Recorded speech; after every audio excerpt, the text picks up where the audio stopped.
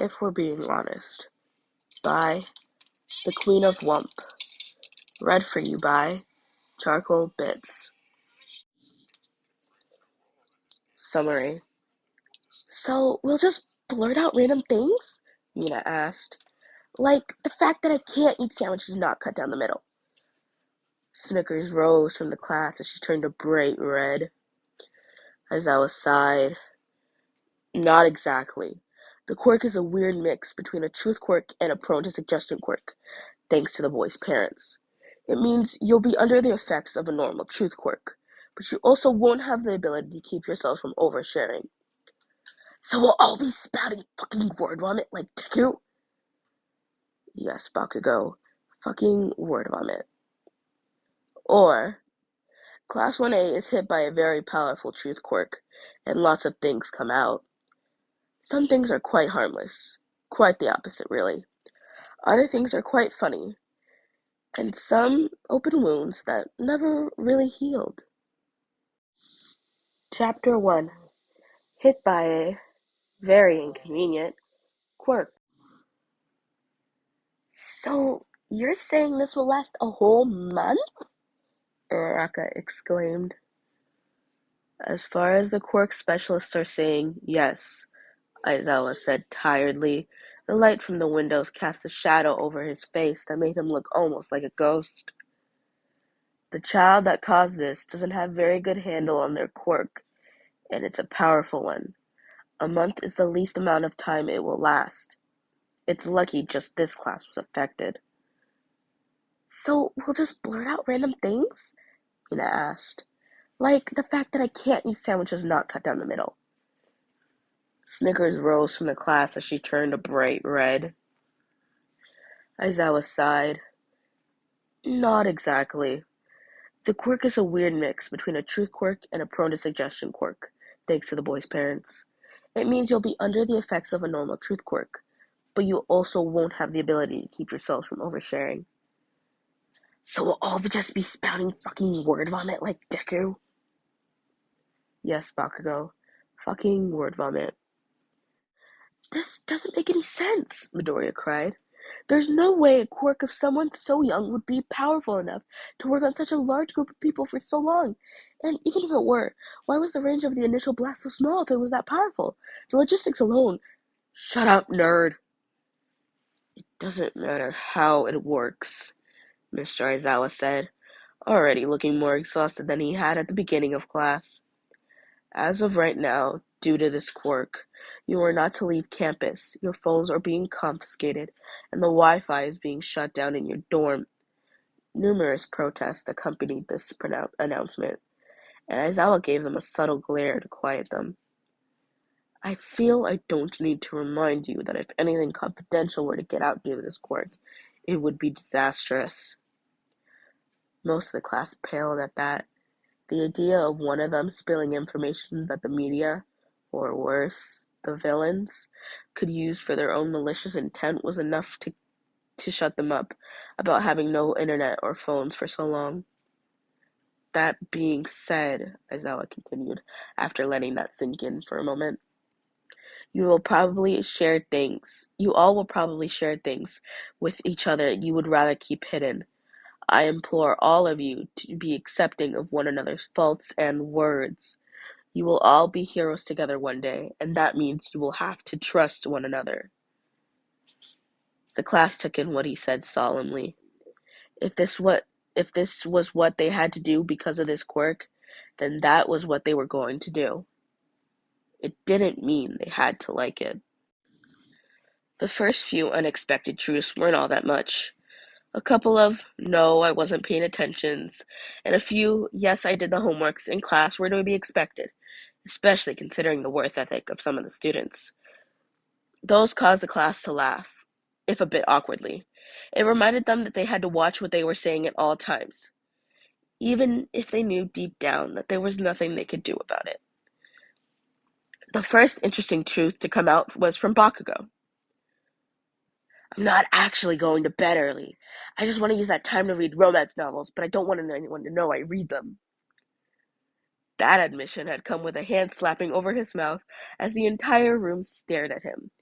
before they all burst out into laughter so loud the Durhams next to them could hear. "Oh my God, Bakugo!" Jiro wheezed with tears in her eyes.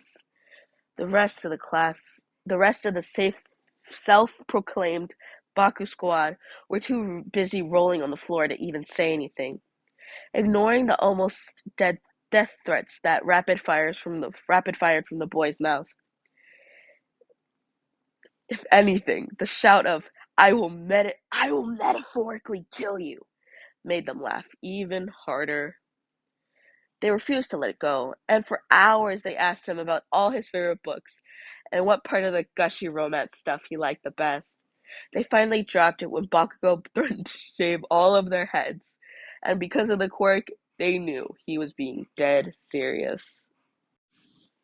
"Attention, everyone!" Mina announced from the entrance to the comments room, making everyone turn her way where she was standing with Jiro, Hagakure, and Yamomo.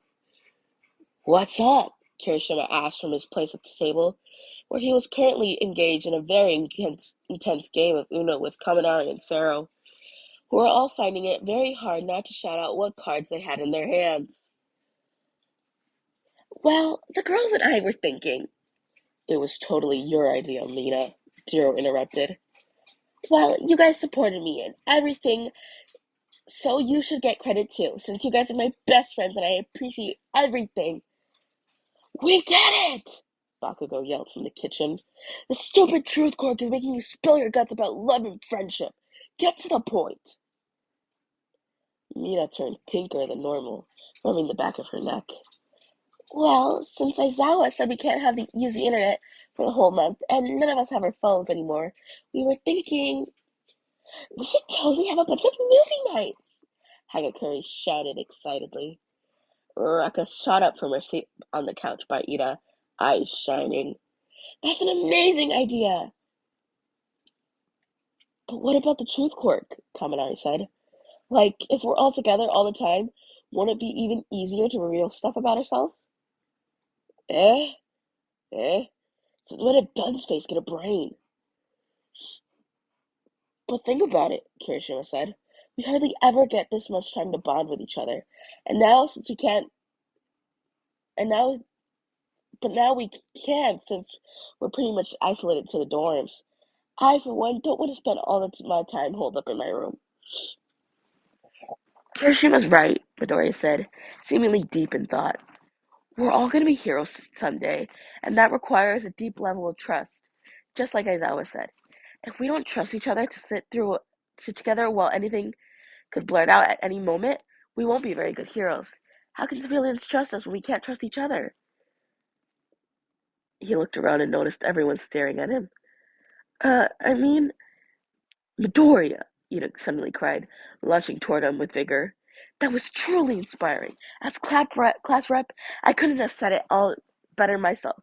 All in favor of said movie nights, say aye." A chorus of enthusiastic and a couple unenthusiastic, but no one noticed. Eyes rang throughout the room. Ida cleared his throat and shot a pointed look towards the kitchen, where slight grumbling could be heard before Bakugo slumped out of the kitchen and fell into a chair. "I," he said through gritted teeth, causing loud cheering from all the members of the Baku squad. "I mean, it's a good thing Bakugo agreed to come," Jiro muttered to the other girls, sniggering. "I, for one, would love to hear more of his confessions about romance novels."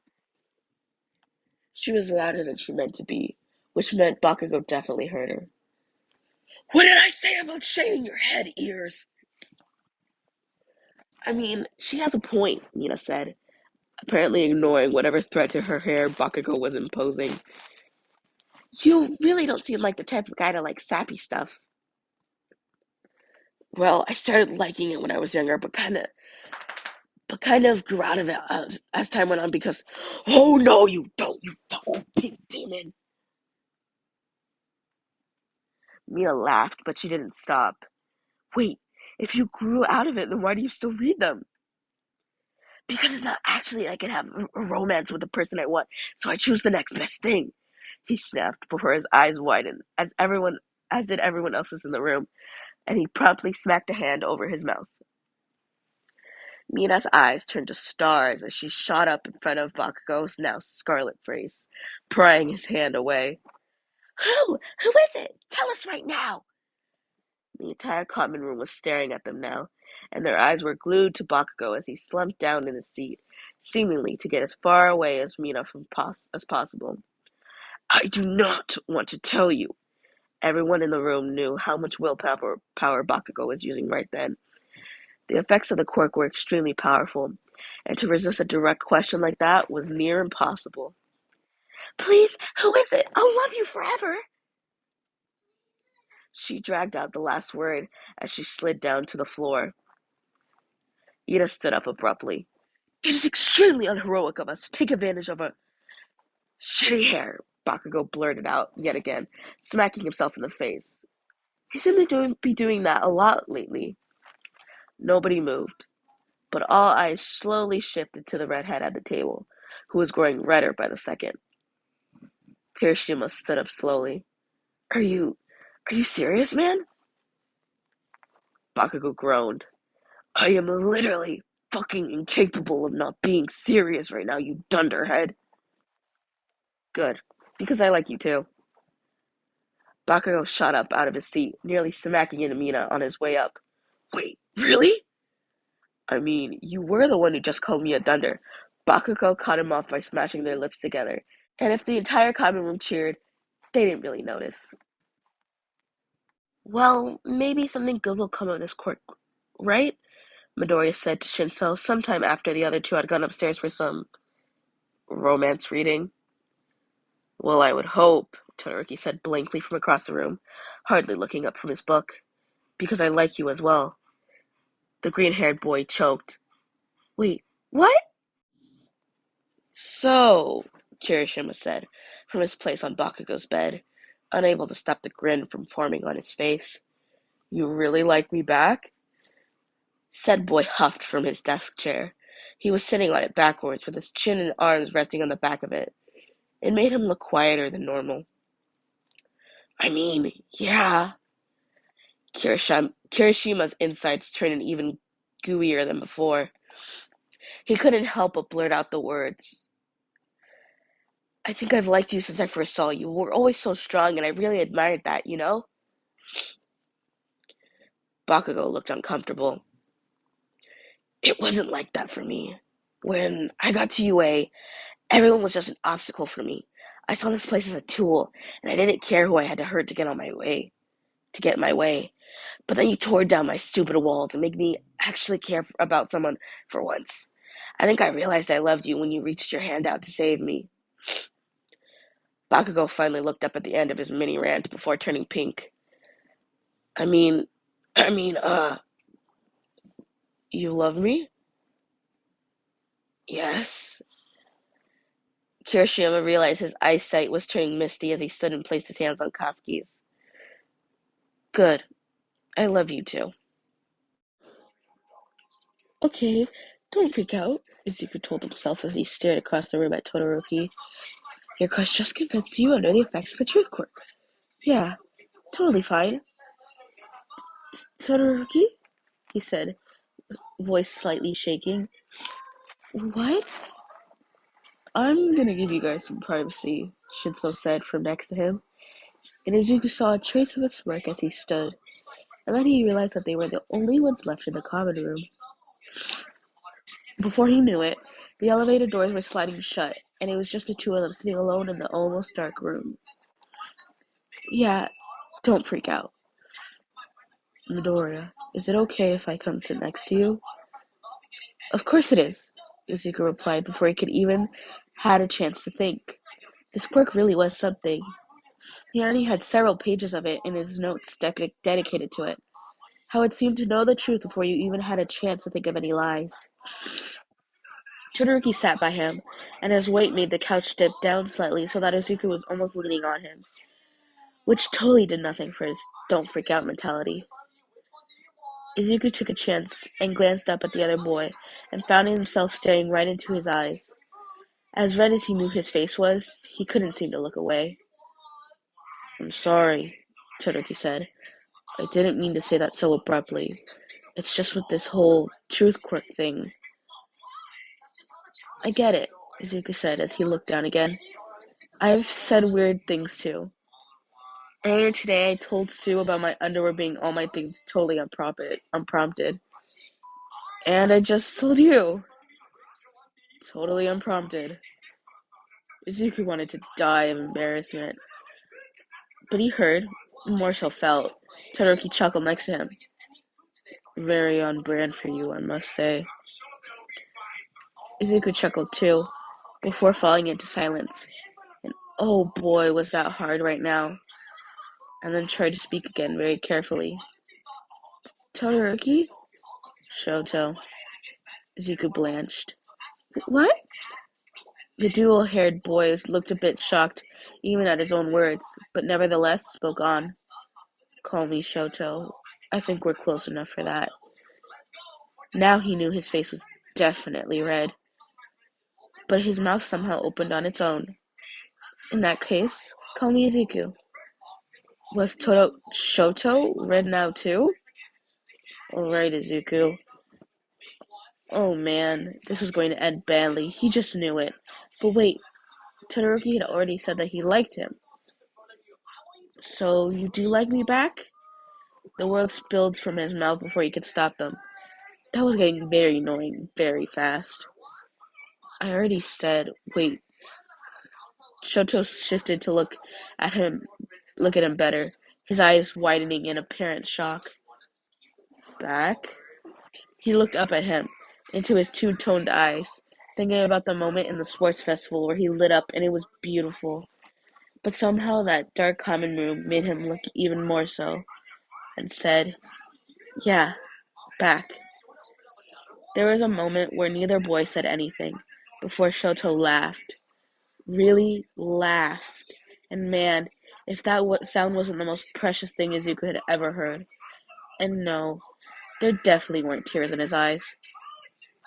I guess you were right, Shota said, as he put a hand on Izuku's cheek, and suddenly became aware of how widely they were both smiling. Something good might come from this quirk after all.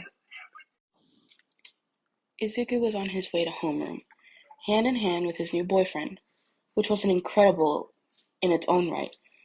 Breakfast had been a fun affair with the announcing of the second relationship of the first 2 days under a truth quirk, when All Might, in his now permanently smaller form, came around the corner.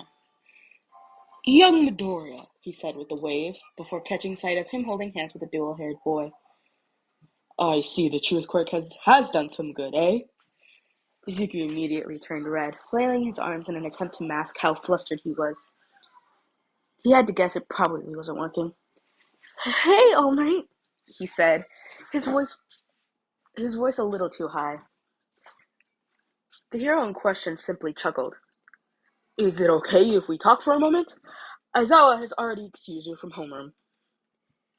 It took all of Izuku's willpower to simply say, sure thing, and not the thousands of other thoughts and concerns that immediately flew through his mind. He could only think of a handful of things All Might would want to talk about with him, since he was under the influence of this stupid quirk, and none of them could be shared with the people he was currently with. He turned to Shoto and gave him a quick kiss on the cheek, and told him he'd see him in a bit.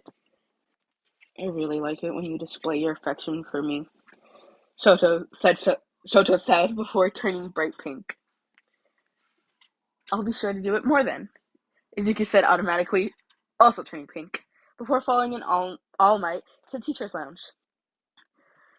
I'm guessing this is about One for All and how it would be disastrous if I were to spill any information about it, Izuku said as he sat down on the sofa across from his mentor. Also, that tie does not match your outfit at all. All Might coughed harshly into his hand, clearly startled by Izuku's bluntness. Man, they really weren't kidding about this quirk, were they? Izuku felt like a deer caught in headlights. I'm so sorry, I didn't mean to say that out loud. All Might simply chuckled. It's quite all right, my boy. But yes, that is precisely what I want to discuss with you. Izuku sat back in his chair, thinking for a moment. If anything about One for All were to get out, it would certainly not be good. But did he trust his classmates to not saying anything about it to the media or anything? That wasn't for sure. Would it be that big of a deal if something were to slip out unintentionally? Oh, but if Izawa found out, he was dead for sure. No, I wouldn't say that, All Might said. Aizawa would certainly kill me before he even had a chance to look at you. Oh, had he said all that out loud? Yes, you did, his mentor said, looking far too amused. Sorry, Izuku said, rubbing the back of his neck. I'm bad enough without a quirk forcing my mouth open at all the time. You have nothing to apologize for, he said with a fond smile, before growing serious again. I believe you are right, however. Any information getting released to the public due to this quirk would be disastrous. But I think you are also right in the faith you have placed in your classmates. I don't doubt every one of them will make wonderful heroes one day, and each of them has earned your trust. Izuku let out a breath he didn't know he was holding, but he was still hesitant. But what about your secret? Are you okay? Are you sure you would be okay with them knowing you weren't a natural born hero? All Might shrugged. His eyes were somewhat distant as he spoke. It is not my secret to tell anymore, my boy. You are the sole holder of One for All now. Now, that being said, I wouldn't say anything unless you can't help it due to the quirk. I doubt this is something you would want to get out if this quirk never happened. Izuku nodded, suddenly feeling a lot smaller, and the words poured out of his mouth before he had a chance. I'm also worried they'll find out I used to be quirkless if the matter of One for All comes up. Most people were less kind to me when they found out about my status back then. That was close enough to the truth, right? After all, he said it without any problems. He never really did tell his mentor the extent of the bullying, and he really didn't want to start now. But even though he was very much going around the truth with what he just said, All Might's eyes seemed to soften, as if he knew all of the turmoil Izuku had gone through in the past. I don't believe you have to worry about that with this group, but I understand your concern. Try to steer from the conversations that would reveal anything. Oh, of course, Izuku said. It's not like I'm gonna walk into class and say, All Might gave me his quirk, right? Midoriya, Ida said as Izuku walked into class at the end of homeroom. How was your talk with All Might? It was good, Izuku said with a smile, and we talked about the quirk he gave me. Well, so much for that. Hello, little people of YouTube. This was the first chapter of If We're Being Honest by the Queen of Lump on AO3. I really love this fic, and I'm definitely going to finish it, but I am in school, so I might not have a solid upload schedule just yet. So we'll see if we can work around that. Anyways, other than that, I just wanted to talk for a bit because I like to be introduced. Well, not be introduced. I don't like doing introductions in real life. But I thought I'd introduce myself to you guys because, um, hopefully we'll grow close. Anyways, so, hi. You guys can call me Rye or Charcoal Bits. I use they, them pronouns. And I'm just a funky little guy that likes fanfiction and drawing. I started this channel because I've been wanting to start a YouTube channel for a while. I just didn't know for what. So this is probably going to be a mix. Channel's going to be a mix of podficking and maybe some art and maybe a cover of a song or two. I don't know, maybe. Anyways, I wanted to start this channel for a while, but then I recently got back in school from being homeschooled, and stuff was just kind of hectic.